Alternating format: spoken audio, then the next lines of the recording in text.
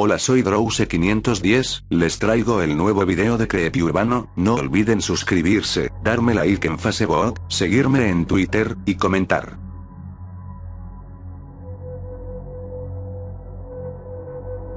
El cuadro de Rosemary. Aaron Jones conducía a su casa, donde su esposa, Audrey Simmons, lo esperaba. Se habían casado hacía 2 años, aún no tenían hijos, aunque sí los deseaban. La casa parecía muy sola, faltaba el ruido de los niños pequeños corriendo por sus pasillos y los gritos de alegría mientras juegan. Aaron pensaba en eso todos los días cuando recorría el trayecto a casa, pero esta vez sus pensamientos fueron interrumpidos por una preciosa imagen. Había un cuadro abandonado en mitad de la carretera, un cuadro que parecía mostrar a una mujer de la época colonial tomando el té mientras leía un libro, cubierta por una sombrilla del mismo color que su hermoso vestido rojo carmesí. Estaba cubierto de polvo y tenía un recuadro de metal en la parte inferior de su marco, una leyenda tal vez. Al pasar la manga de su camisa se pudo leer Rosemary.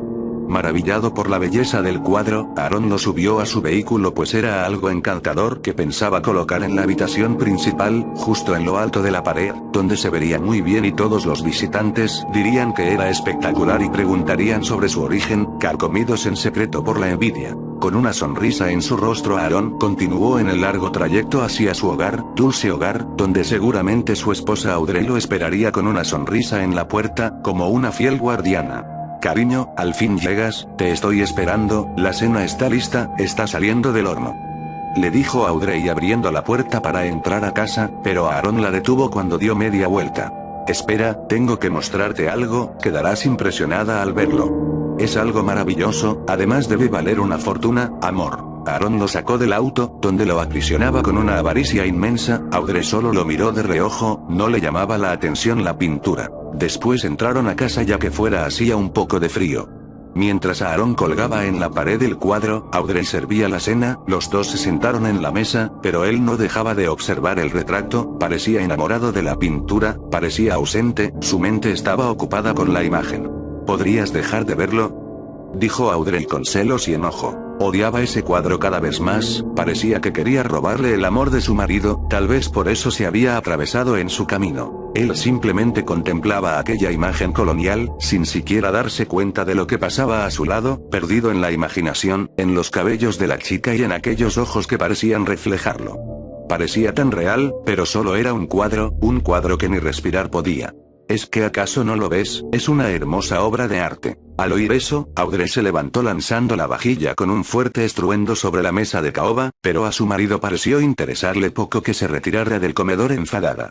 No dejaba de contemplar aquel cuadro, solo faltaba que se moviera y le hablara. Es hermosa, susurró para él solo, se retiró de la mesa y salió al patio, pero en su mente seguía a aquella mujer invitándolo a entrar en aquel antiguo lugar de primavera. Todo parecía quedar pequeño ante su nueva adquisición. La casa es muy pequeña para esta maravillosa pintura, pensaba Aaron sin importarle la opinión de su mujer ni el hecho de que viviera en un impresionante caserón. Ojalá la pintura viviera, comentó para sí mismo mientras contemplaba el cielo estrellado y sentía el viento fresco que corría en ese día sin nubes, donde se veía fácilmente la maravilla de la naturaleza, estupenda sin duda alguna, pero carente de intensidad en comparación con la maravilla que tenía en casa, y no precisamente se refería a su esposa.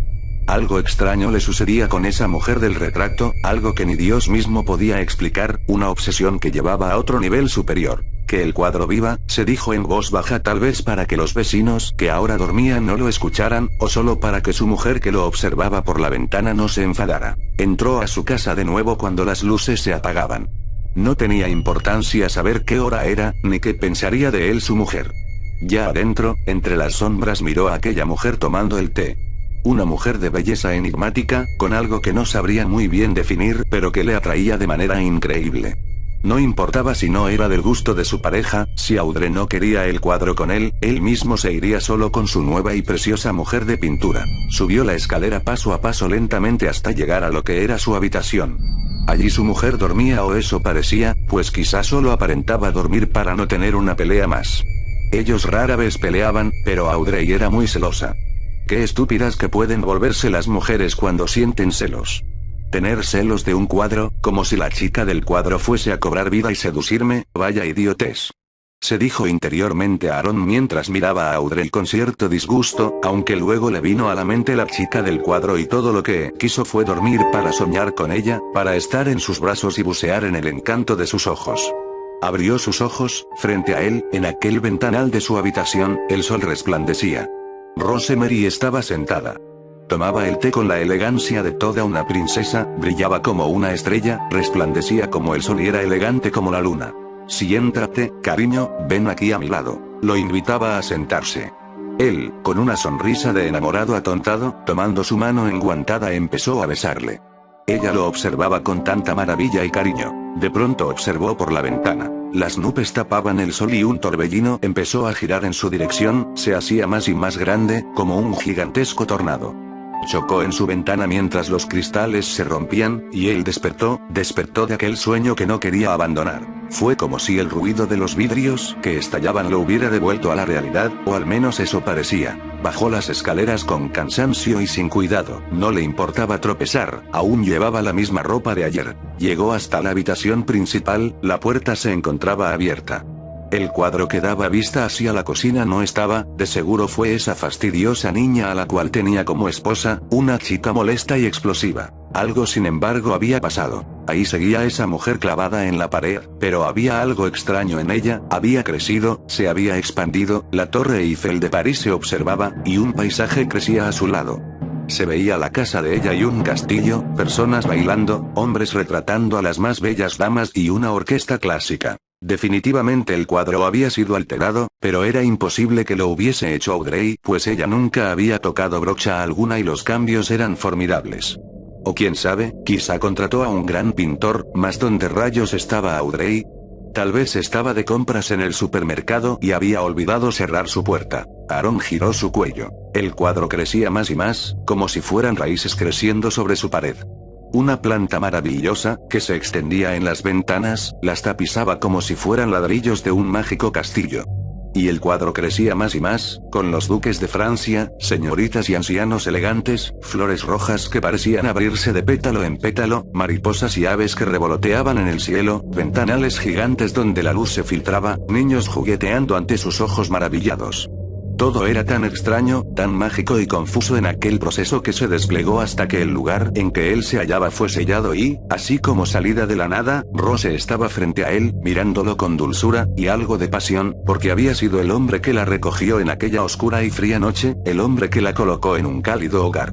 ¿Quieres estar conmigo?, preguntó entusiasmada aquella mujer y él asintió con una seña afirmativa, besó sus labios, mientras ella resbalaba por su cuello, con una tremenda pasión, mostrando su escote.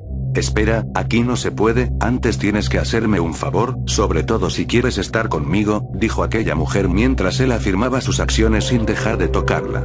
Mata a tu esposa. Al oír eso él se detuvo un momento, la miró a sus claros ojos, a sus pupilas que parecían dilatarse un poco. Estando en sí, se habría negado rotundamente, se habría indignado, a pesar de lo tonta que a veces le parecía a Audrey. Pero el punto es que estaba fuera de sí mismo. Estaba atrapado, encantado por esa mirada que le ofrecía cosas por las que renunciaría al mismo cielo, así que ¿por qué no condenarse al infierno y matar a Audrey? Sí, por ti asesinaría hasta al archiduque de Francia, dijo Aaron arrebatado y continuó besando los brazos de ella sin que ésta se opusiese a su cariño. Un portazo lo despertó, ahora sí realmente despertó, su esposa había llegado, el cuadro no se encontraba en la pared, ella sostenía una bolsa, tal vez era el almuerzo de esa mañana. ¿Dónde está?, preguntó dirigiéndose hacia Audrey. ¿Dónde está?, decía más enfurecido. ¿Dónde está? No sé dónde está y no me interesa, tal vez se fue caminando, dijo ella con ironía y luego caminó hacia donde estaba la cocina, dejó la bolsa sobre la mesa, y de espaldas empezó a hablar. Te dejé un poco del almuerzo en el refrigerador, lo calientas en el microondas. Tras decir eso, giró y se encontró cara a cara con su marido. Un golpe en la cabeza la hizo caer. Aaron había tomado de un estante cercano el retrato, grande y con marco de acero, de su boda y, con ese símbolo de unión, le había propinado un golpe bárbaro. Audrey abrió un poco los ojos pero la sangre le nublaba la vista. No podía reaccionar, no podía creer lo que estaba pasando. Todo lo que sentía era miedo, decepción y un breve e intenso relámpago de dolor y compasión por la monstruosa transformación que había experimentado su marido. Aaron, dime qué te hizo la mujer del cuadro, dime qué te hice yo, dijo Audrey con los ojos nublados ya no solo por la sangre, sino por las últimas lágrimas que lloró antes de que Aaron despertase de la duda que por un momento detuvo sus manos asesinas. Fue un golpe tras otro. Nada lo detenía, ni los gritos de ella ni el ver cómo su carita se iba transformando en un penoso amasijo de carne y hueso. Solo se detuvo al reventarle el cráneo. La escena era horrenda pero pronto estaría fuera de ese lugar. ¿Qué más daban esas manchas de sangre? Arrastró su cuerpo hasta el baño manchando el suelo de escarlata. Abrió el grifo del agua y esta empezó a salir llenando rápidamente la bañera, allí puso el cadáver de Audrey con la mitad del cráneo aplastado. Te lo dije, perra, ¿dónde está mi cuadro? Miró al cadáver y lo colocó sobre el agua que se estancaba en aquella bañera, el rostro de su mujer se hundía en la clara agua provocando que fuera difícil de ver. El agua carmesí y el negro de sus cabellos era una combinación extraña que mareaba, pero él salió de aquel cuarto sin importarle que el agua continuara saliendo hasta desbordarse. El sótano era el lugar más seguro en que Audrey podría haber ocultado su cuadro. Y ahí estaba oculto detrás de algunos oxidados metales. Se encontraba partido a la mitad y Rosemary parecía haber desaparecido de la pintura. De pronto un susurro resopló en su nuca. Era ella, su querida Rosemary, la dueña de su alma, aquella que le robó sus acciones, su cerebro, su corazón. Giró su cuello. Corrió tras ella escaleras arriba como un niño dispuesto a abrir sus regalos en la mañana de Navidad.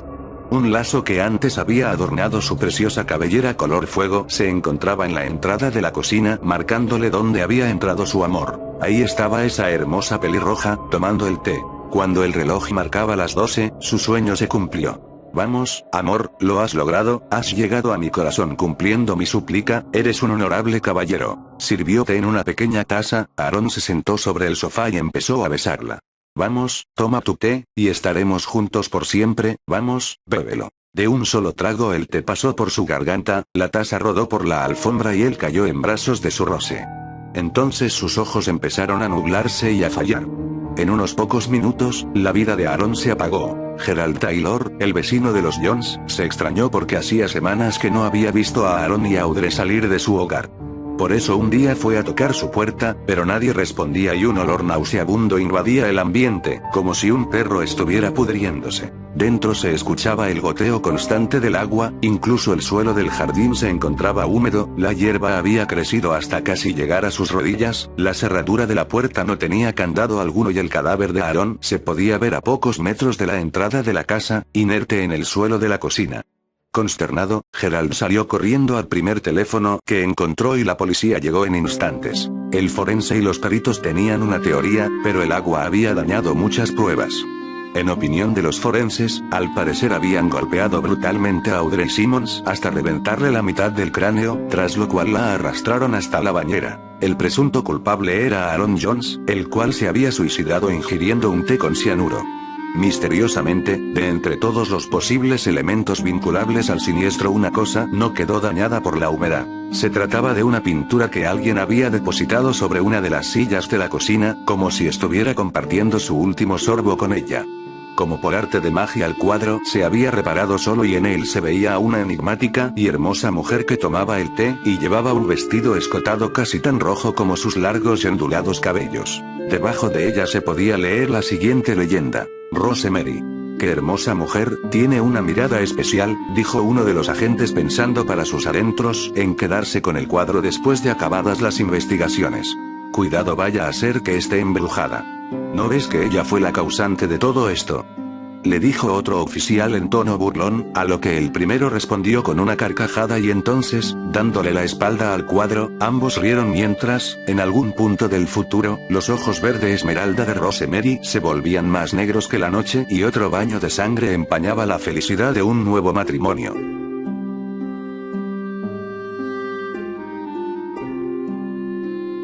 El rompecabezas. Una familia de 3 adquirió un rompecabezas de madera en una tienda de antigüedades. Armar rompecabezas era su pasatiempo favorito. Solían jactarse de haber completado, a veces en una noche, paisajes y demás figuras de más de 1000 piezas. Eran los típicos rompecabezas comerciales, que en la caja exhiben la imagen que se alcanzará luego de acoplar pieza tras pieza. En esta ocasión, notaron que el rompecabezas que comprarían parecía datar de hacía mucho tiempo, quizá un siglo, y que no había forma de saber a qué imagen llegarían.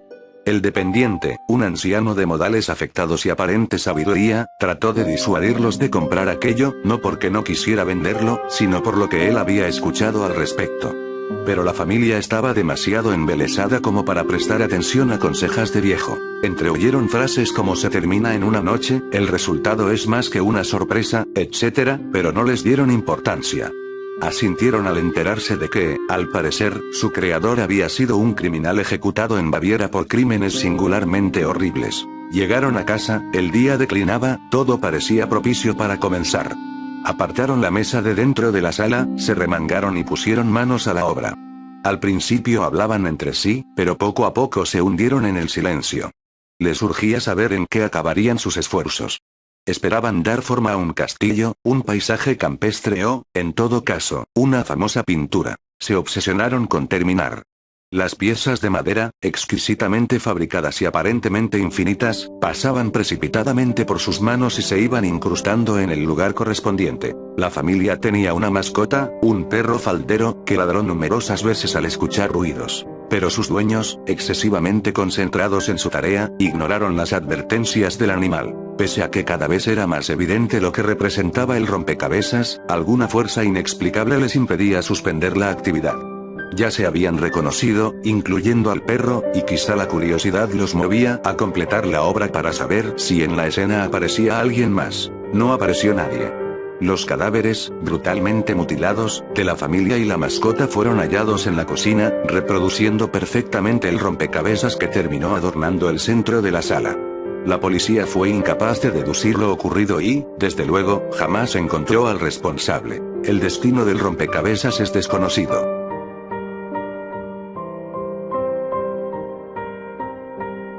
La muñeca enterrada.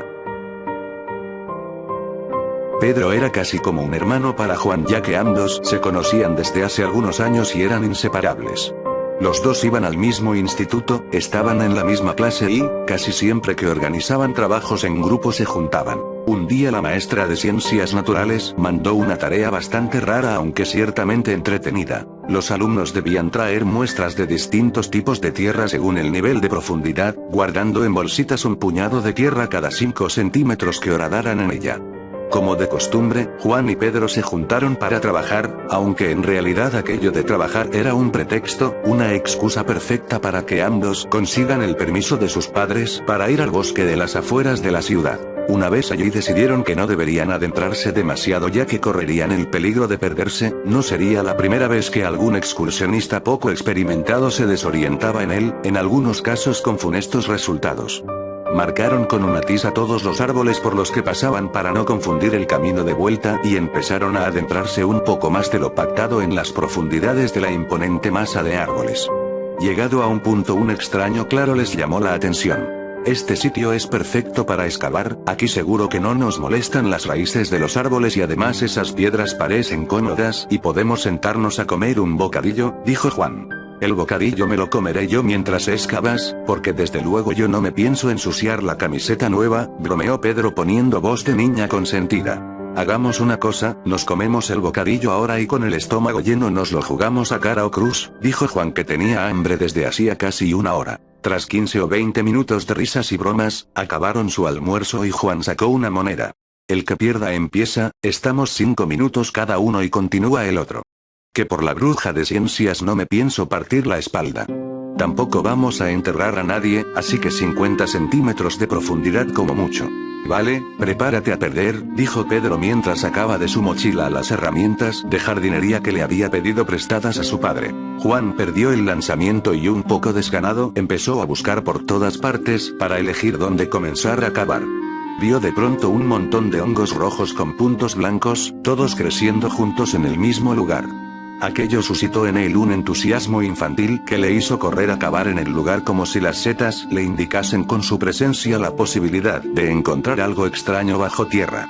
Le voy a guardar unas pocas setas a la bruja, con un poco de suerte serán venenosas jajaja, dijo mientras metía en una de las pequeñas bolsas una muestra de tierra de la superficie. Al tocar la tierra con sus manos sintió un escalofrío por todo el cuerpo, de pronto comenzó a tener miedo y se levantó de golpe. Tengo frío, aquí hace más frío que en todo el bosque. Le gritó a Pedro. Ja. Ay sí, estás encima de un lugar maldito o hay un fantasma justo donde estás cavando, le dijo Pedro ridiculizando a su amigo. Juan por hacerse el valiente siguió cavando y juntando la tierra en bolsitas diferentes cada 5 centímetros de profundidad. Entretanto, Pedro exploraba el paisaje y jugaba al fútbol con una piedra. ¡Mira!, gritó Juan cuando llevaba unos minutos cavando. Pedro fue corriendo a ver lo que Juan le mostraba con tanta exaltación, una muñeca pelirroja de unos 30 centímetros. Al mirarla sintió que un escalofrío le recorría la médula y que el asco se anudaba en su cuello como una larga escolopendra llena de punzantes y grotescas patas.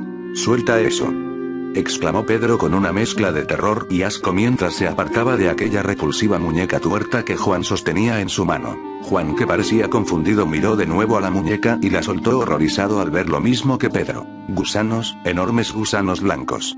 Se contorsionaban dentro de la cabeza de goma de la muñeca, se agitaban como poseídos y comenzaron a sacar sus pequeñas cabezas por la cavidad en que alguna vez estuvo el ojo faltante de esa muñeca pelirroja, cubierta por una ropa que misteriosamente conservaba su blancura casi intacta.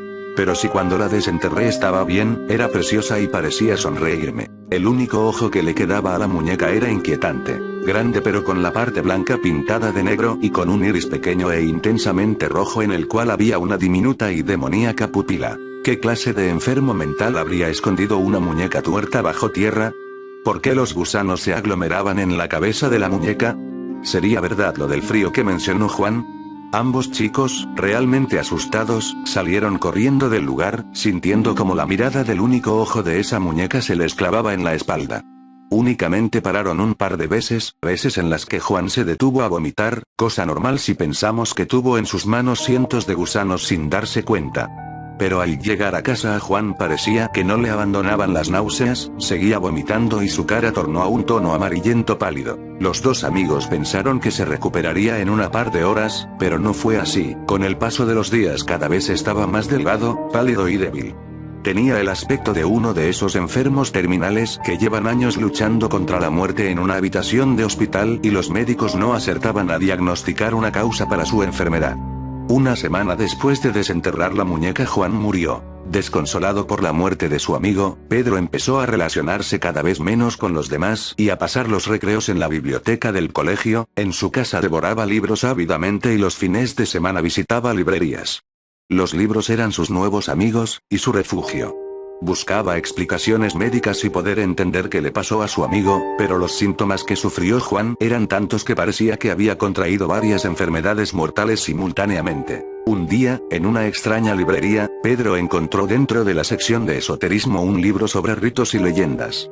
Era un libro viejo y usado, un libro de esos que ya casi no se encuentran y que tienen extraños dibujos entre sus páginas cubiertas de polvo. Allí decía lo siguiente junto al dibujo de una muñeca igual, excepto porque no estaba tuerta, a la que encontró su amigo. El que tenga un mal incurable, que entierre una muñeca igual a esta mientras entona esta invocación. Su enfermedad quedará atrapada en la muñeca. Pero el primero que la encontrase recibirá la enfermedad y morirá salvo que realice este mismo ritual. Todo estaba claro. Los gusanos, los hongos, el frío, todos eran indicios de que la muñeca que encontraron en el bosque era una muñeca maldita. Una muñeca en la que por medio de algún pacto o brujería alguien había desatado una maldición que condenaría a enfermar a aquel que la encontrara mientras él curaba su cuerpo y sentenciaba su alma.